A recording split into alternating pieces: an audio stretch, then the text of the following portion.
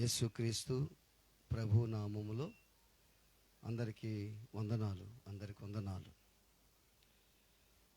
దేవుడు ఒకరిని హెచ్చించగలడు, తగ్గించగలడు. ప్రతి మనిషి నేను దీవించబడాలి, నేను దీవెనకరంగా మార్చబడాలి, నేను ఒక హెచ్చులోకి రావాలి అని అనుకుంటారు ప్రతి మనిషి. కానీ దేవుడు హెచ్చించాలి అని అంటే మనం వెయిట్ చేయాలి. ఎలా వెయిట్ చేయాలంటే, ఇప్పుడు నువ్వు చెన్నైకి వెళ్తున్నావు, రైల్వే స్టేషన్లో ఉన్నావు, సాయంకాలం ట్రైను 8 గంటలకు అనుకో, నువ్వు 7:30కి 7కే పోయి ఉంటావు అక్కడికి. 8కి రాల ట్రైను, ఆలస్యం అయిపోయింది. నువ్వు విసుక్కున్నా కుదరదు, వెళ్ళిపోతే నీకే ఇబ్బంది, దానికోసం వెయిట్ చేయాలి.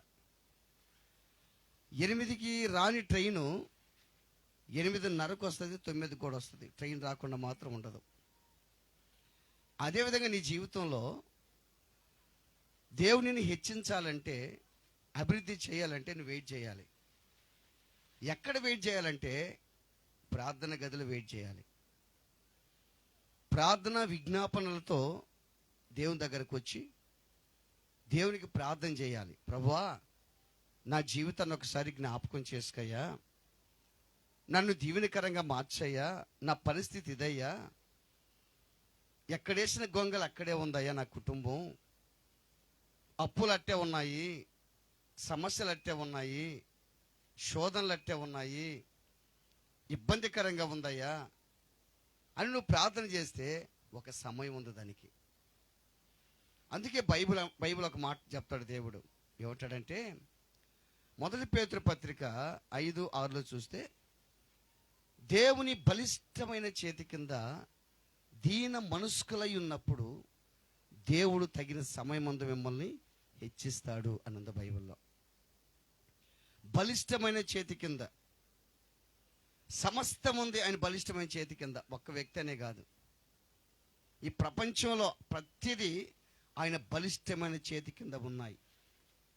నువ్వు హెచ్చించబడాలంటే, నువ్వు దీవెనకరంగా మార్చబడాలంటే దేవుని చేతి కింద నువ్వు ఉండాలి, దేవునిలో నువ్వు ఉండాలి.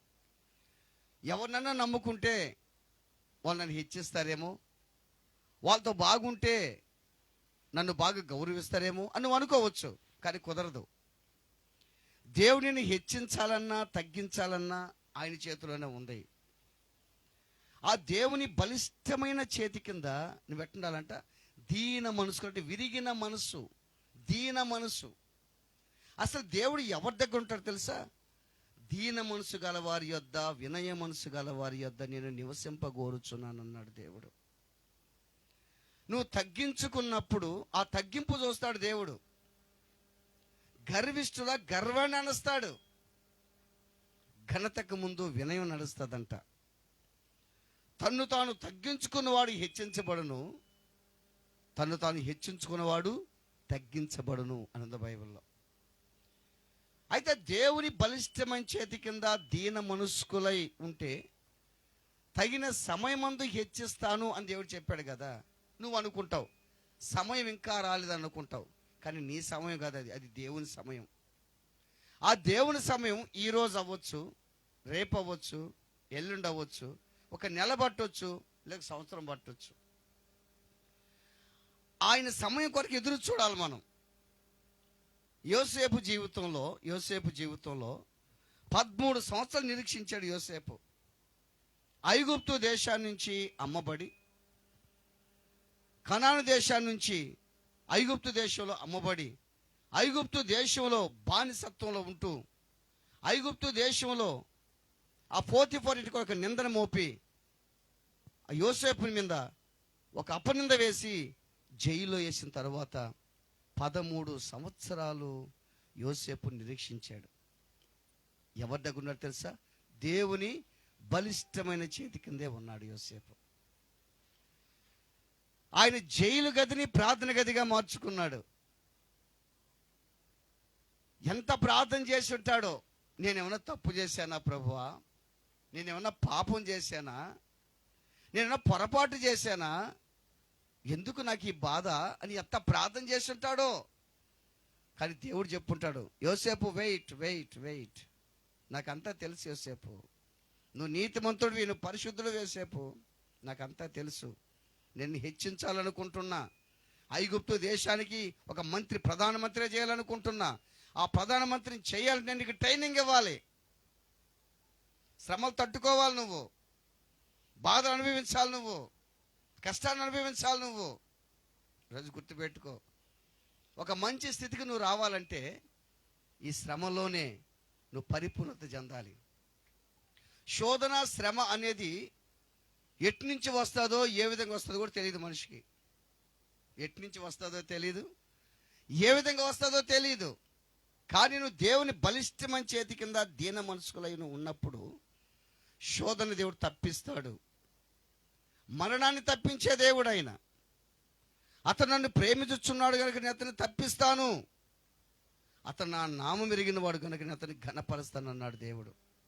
దాని కింద ఒక మంచి మాట ఉంది, శ్రమలో నేను అతనికి తోడైండి అతన్ని విడిపించి అతన్ని గొప్ప చేస్తానన్నాడు దేవుడు. శ్రమలో నుంచి విడిపించే దేవుడు ఆయన. ఎప్పుడు విడిపిస్తాడు? నువ్వు దేవుని బలిష్టమైన చేతి కింద దీన మనసుకులై ఉన్నప్పుడు నేను విడిపిస్తాడు దేవుడు.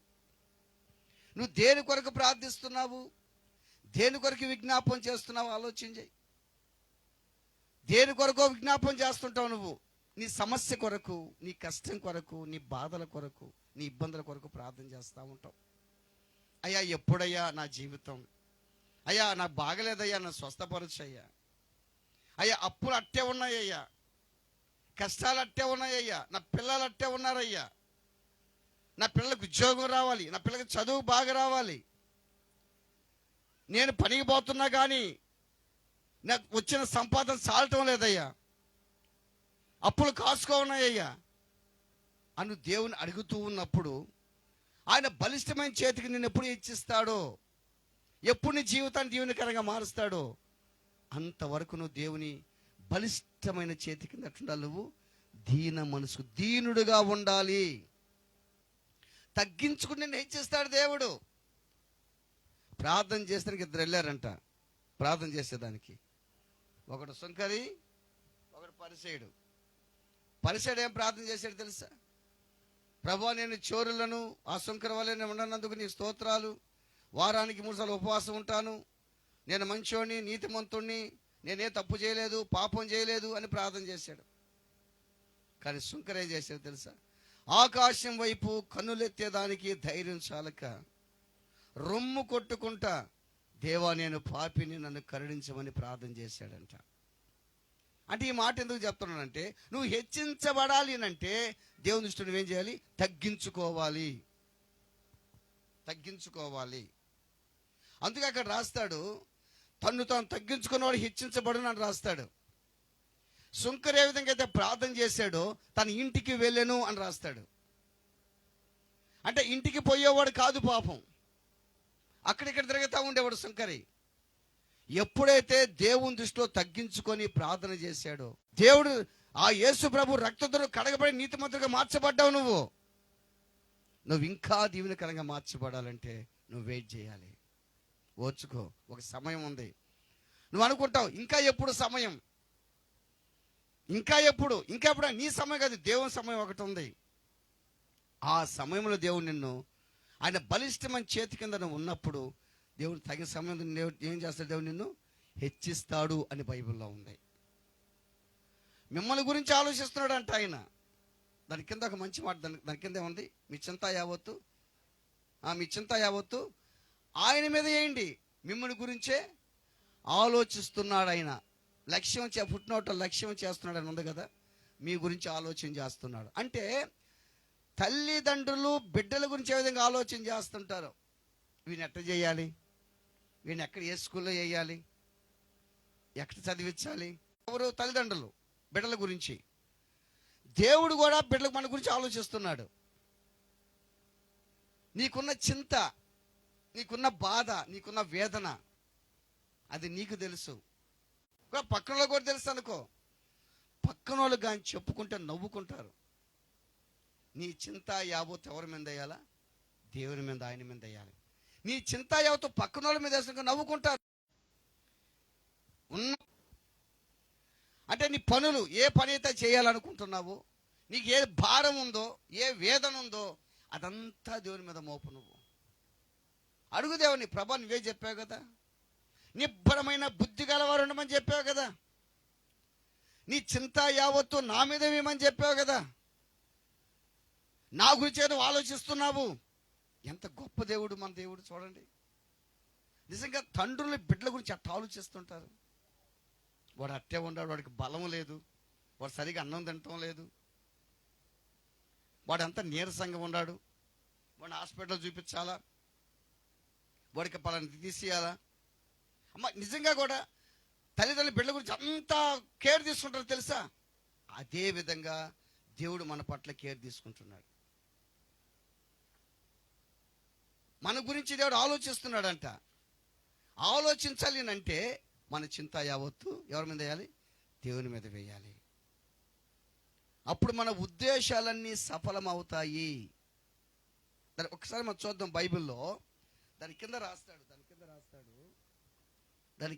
7వ వచనం, ఆయన మిమ్మును గూర్చి వేయుడి, మెలకువగా ఉండుడి, మీ విరోధైన అపవాది గర్జించు సింహం వలె ఎవరిని మృంగుదుమా అని వెదుగుచూ తిరుగుచున్నాడు. నిబ్బరమైన బుద్ధి గలవారై ఉండండి, మెలకువగా ఉండండి అని అన్నాడు దేవుడు. మెలకువ, ఏ మెలకువ? ఆత్మీయమైన మెలకువ. మీ అపవాదైన సాతాను గర్జించు సింహం వలె తిరుగుతున్నాడు, నిన్ను క్రీస్తులో నుంచి బయటికి తీసుకొచ్చేదానికి. నీ దగ్గరకు వస్తాడు, నువ్వు చర్చికి వస్తున్నావు, ఎవరిని ఏం బాగుపడ్డావు నువ్వు? వాడు ఆ విధంగా చెప్తాడు. నీ అప్పులు తీరాయా? నీ బాధలు తీరాయా? నీ కష్టాలు తీరాయా? నీకేమన్నా లాభం కలిగిందా? నీ దగ్గరకు వచ్చి చెప్తా ఉంటాడు వాడు. ఎట్లా తెలుసా? నీ చెవు కాడికి వచ్చి చెప్తాడు వాడు. నీ చెవు కాడికి వచ్చి అని చెప్తుంటాడు. అందుకని మెలకువగా ఉండమన్నాడు. మనం ఏం చేయాలి తెలుసా? ఏ సాతాను మాకు తెలుసు. మనం ఏం చెప్పాలి సాతానికి? మాకు తెలుసు సాతాను. మా దేవుడు ఏం చెప్పాడంటే తగిన సమయమందు హెచ్చిస్తానన్నాడు సాతానని చెప్పాలి. నువ్వు సాతానికి తీటుగా చెప్పాలి సమాధానం. అట్లా చెప్పేవాళ్ళు ఉన్నారా? అట్లా చెప్పేవాళ్ళు ఉన్నారా? ఎవరో ఉన్నారు, కొంతమంది ఎవరో ఉన్నారు. యోబుని ఎంతో హింస పెట్టింది సాతానుడు. కానీ యోబు చివరి వరకు దేవుని పొరపాటు కూడా దూషించలేదంట. దేవుడు అన్యాయం చేసినా కూడా చెప్పలేదంట. తన భార్య కూడా వచ్చింది, ఆఖరికి తిట్టి చచ్చిపోమని చెప్పింది. భార్యతో ఏమన్నాడు? నువ్వు మూర్ఖురాలు మాట్లాడినట్టు మాట్లాడబాకు, దేవుడి దగ్గర మనం మేలు అనిపిస్తున్నాం, కీడు అనిపించకూడదని నన్ను అడిగాడు. గుర్తుపెట్టుకో, సాతాను నీ చెవుల దగ్గరకు వచ్చి, నీ ఇంట్లోకి వచ్చి ఎప్పుడు వస్తాడు తెలుసా వాడు నీ దగ్గరికి? నువ్వు బాధలో ఉన్నప్పుడు వస్తాడు, గుర్తుపెట్టుకో. వేదనలో ఉన్నప్పుడు వస్తాడు, గుర్తుపెట్టుకో. సంతోషంగా ఉన్నప్పుడు రాడు నీ దగ్గరికి వాడు. నువ్వు బాధపడుతుంటావే, వేదన పడుతుంటావే, ఏం తప్పిట జరిగిందంట, అప్పుడు దాని దగ్గరకు వచ్చి అది అంతే కదా, అయితే జరుగుతుందట. నువ్వు చర్చికి పోతున్నా ప్రతి ఆదివారం పాస్టర్లు వస్తున్నారు కదా అని నుంచి, ఏమన్నా లాభం ఉందా? మీకోసం ప్రార్థన చేస్తున్నారు కదా వాళ్ళు, ఇలా జరుగుతుందా? ఆలస్యం అయిపోతా ఉంది కదా, నువ్వేమో అనుభవిస్తున్నావు, నీ జీవితం ఎందుకు ఇట్ట అయిపోతుంది, నువ్వు నా మాటను వృధా కోసం వదిలేసే దేవుని చెప్తాడు వాడు. చెప్తాడా చెప్పడా? చెప్తాడా? మీ చెవులు కాడికి వచ్చి చెప్తుంటాడు, ఇదేంది బాధ,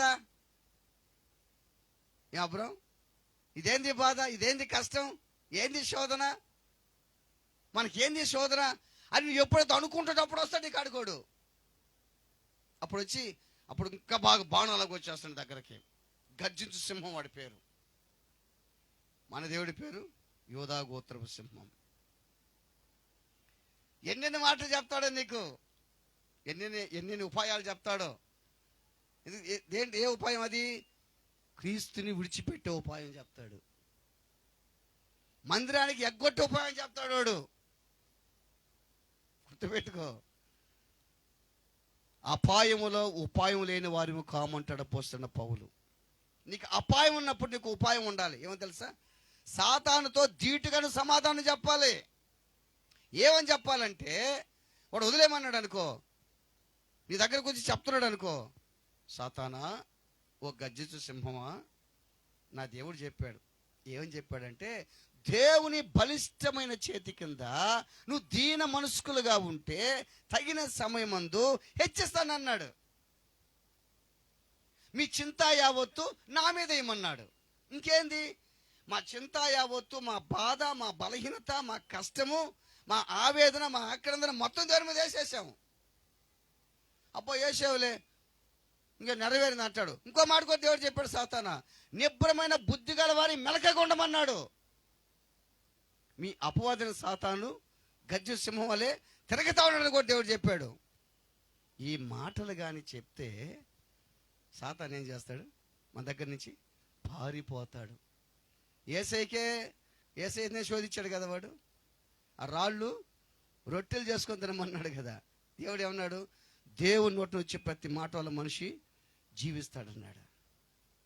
ఆ నుంచి దూకనన్నాడు, నాకు మొక్కన్నాడు. దేవుడు వాక్యంతోనే సమాధానం చెప్పాడు. నువ్వు కూడా వాక్యంతో సమాధానం చెప్పాలి. వాక్యం బాగా వినాలి. నువ్వు కాపరి వాక్యం చెప్తుంటే వాక్యం బాగా అర్థం చేసుకోవాలి. నువ్వు వాక్య హృదయంలో ఉంచుకోవాలి. నువ్వు వాక్యాన్ని. సాతాను ఎవరిని మింగుదమని వెదుగుచు గర్జించు సింహంలాగా తిరుగుతున్నాడని వాక్యం సెలవిస్తుంది మనకు. యోసేపు జీవితంలో 13 సంవత్సరాలు జైల్లో నిరీక్షించాడు. ఏ తప్పు చేసినాడు కాదు, ఏ పాపం చేసినాడు కాదు, పరిశుద్ధుడు. అటువంటి వ్యక్తికే 13 సంవత్సరాలు దేవుడు జైల్లోనే పెట్టాడే. నీకు ఒక్క నెల, 2 రోజులు, 3 రోజులు ఏదన్నా బాధ వస్తే కొన్ని సంవత్సరాలుగా ఫీల్ అయిపోతున్నాం మనం. 13 సంవత్సరాలు అట్టే ఉండి ప్రార్థన చేసి ఎందుకు తెలుసా? ఇదంతా కూడా ప్రధానమంత్రిగా ఉండేదానికి జైల్లోనే ట్రైనింగ్ ఇచ్చేశాడు దేవుడు యోసేపుకి. నీకు ట్రైనింగ్ ఇస్తాడు దేవుడు. ఇప్పుడు ట్రైనింగ్ పీరియడ్లో ఉన్నావు. ఎందుకు తెలుసా? నేను హెచ్చించేదానికి, నిన్ను దీవెనకరంగా మార్చేదానికి, నిన్ను బలపరిచేదానికి, నిన్ను అభివృద్ధి చెందించేదానికి, తగిన సమయం దేవుడు నేను హెచ్చించేదానికి, దేవుడు నీకు ఒక మంచి ట్రైనింగ్ ఇచ్చేదానికి దేవుడు సిద్ధంగా ఉన్నాడు. దేవుని బిడ్డారా, ఆలోచన చేయండి. దావీదుకి ఎన్ని కష్టాలు, ఎన్ని శోధనలు. సౌలు ఒకటే తరముతా తిరుగుతూ ఉన్నాడు. సౌలు చంపేదానికి తిరుగుతూ ఉన్నాడు. కానీ దావీదు దేవుని బలిష్టమైన చేతి కింద ఎట్టున్నాడు? ఆయన దీన మనసుగా ఉన్నాడు.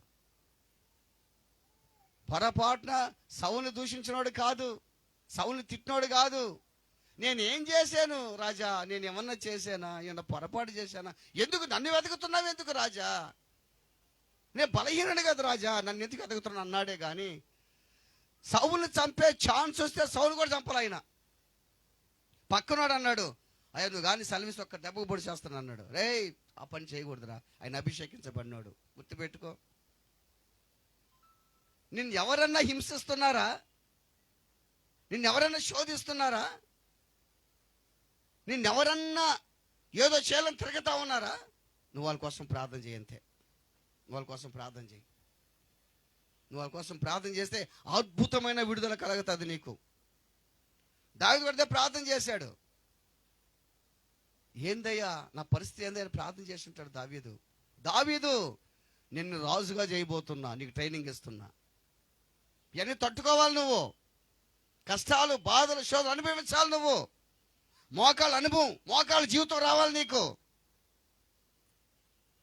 కారణం ఏం తెలుసా? 8 మంది అన్నదమ్ముళ్ళు ఉంటే సమూయేలు వచ్చాడు అభిషేకించేదానికి. మొదటి వ్యక్తి వచ్చాడు ఏలీయాబు. అబ్బా, ఇతనేరా నిజమైన ఇశ్రాయేలుకి రాజు అనుకున్నాడు. సమూయేలు, నేను అతన్ని ఎన్నుకోలేదయ్యా, లక్ష్య పెట్టలేదన్నాడు. రెండో వాడు వచ్చాడు, వాడిని లక్ష్య పెట్టలే. మూడో వచ్చి వాడిని లక్ష్య పెట్టలే. అటు 7 మంది అయిపోయారు. అయ్యా ఇంకెవరు లేరా? ఒకడు వస్తాడయ్యా అని చెప్పాడు దేవుడు. అప్పుడు యెషయాని అడిగాడు, అయ్యా ఇంకెవరు కొడుకులు అంటే, అయ్యా ఒక్కడుండే కడసారి వాడికి ఒక్కడున్నాడయ్యా, గొర్రెలు మేపుకుంటున్నాడు. సరే వాడిని పిలిపించయ్యా. దావీదు వస్తా ఉన్నాడు. దావీదు వస్తా ఉంటే అప్పుడు దేవుడు అన్నాడు, సమూయేలు, అదిగో నేను ఏర్పరచుకుంది అతనే. దావీదు బలాఢ్యుడు కాదు, పొడుగులేడు మనిషి, పొట్టోడు, గుండ్ర నేత్రం అంతగాడు, గుండ్ర నేత్రం కలిగిన వాడు. దేవుడు అంటాడు, సమూయేలు, దావీదు అన్నల తమ్ముళ్ళు ఉన్నారే, వాళ్ళు యుద్ధ వీరులే, బాగా యుద్ధం చేస్తారు, నేను కాదంటం లేదు. కానీ దావీదులాగా మోకాళ్ళ యుద్ధం చేసేవాళ్ళు వాళ్ళు కాదు. వాళ్ళు యుద్ధ వీరులే, కానీ దావీదైతే ప్రార్థన యుద్ధం చేయగలడు. దావీదు ప్రార్థనాపరుడు, యథార్థవంతుడు. వాళ్ళు బాగా యుద్ధం చేస్తారు, రాజుగా తగిన వాళ్ళే. కానీ నేను ఎన్నుకోలే వాళ్ళని, నేను లక్ష్య పెట్టలా. మనుషుల పై రూపాన్ని లక్ష్య పెడతారయ్యా, నేను హృదయాన్ని లక్ష్య పెడతాను అన్నాడు. చూసావా? దేవుని బలిష్టమైన చేతి కింద నువ్వు దీన మనసుకులై ఉంటే, యాడో అరణ్యంలో ఉన్నటువంటి దావీదుని దేవుడు రాజుగా చేశాడు, గొల్యాతుని కొట్టించేశాడు. ఈరోజున నువ్వు దేవుడు నిన్ను హెచ్చించాలంటే, దేవుని జీవితం ఒక అద్భుతం చేయాలంటే, నీ కుటుంబాన్ని ఎత్తిపట్టాలంటే, నిన్ను నీ భార్యని నీ భర్తగా దీవెనకరంగా మార్చబడాలంటే, నీ బిడ్డలు దేవుడు ఆశీర్వాదకరంగా మార్చబడాలంటే, నువ్వు దేవుని బలిష్టమైన చేతి కింద దీన మనసు కలిగి ఉండాలి, దీనత్వం కలిగి జీవించాలి, వినయ విధేయులు నేర్చుకోవాలి. నువ్వు ఆయన దీనుడై, ఎవరైనా యేసయ్య దీనుడై తగ్గించుకున్నాడు, శిష్యుల పాదాలు గడిగాడు, సిలువలో దీనుడుగా దరిద్రుడిగా మారిపోయాడు. మన ధనవంతులకు చేసినాక దరిద్రుడిగా మారిపోయాడు. సిలువలో తగ్గించుకున్నాడు దేవుడు, తగ్గించుకున్నాడు. వాళ్ళ శిష్యుల పాదాలు గడిగాడు. మీరు కూడా ఈ విధంగా చేయమని చెప్పాడు దేవుడు. ఒకరినొకరు మనం గౌరవించుకోవాలి, ఒకరినొకరు ప్రేమించాలి, ఒకరినొకరు తగ్గించుకోవాలి.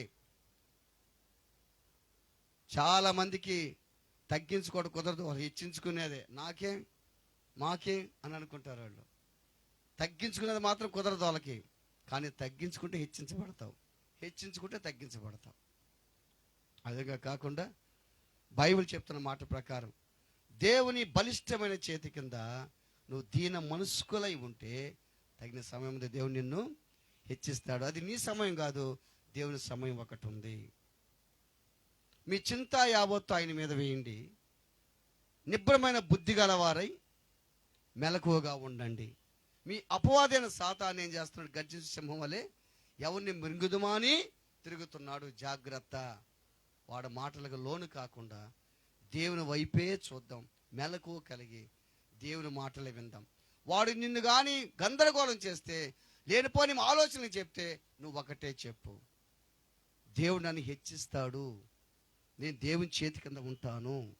ఎప్పుడు హెచ్చిస్తాడో ఆయనకే తెలుసు, ఆయన సమయం ఒకటి ఉంది, అంత నేను వెయిట్ చేస్తాను. సాతానికే చెప్పు, వాడికి చెప్తాడు. ఇది చివరికాడికి వచ్చి చెప్తుంటాడు, నువ్వే వాడికి చెప్పావనుకో నీ దగ్గరికే రాడు.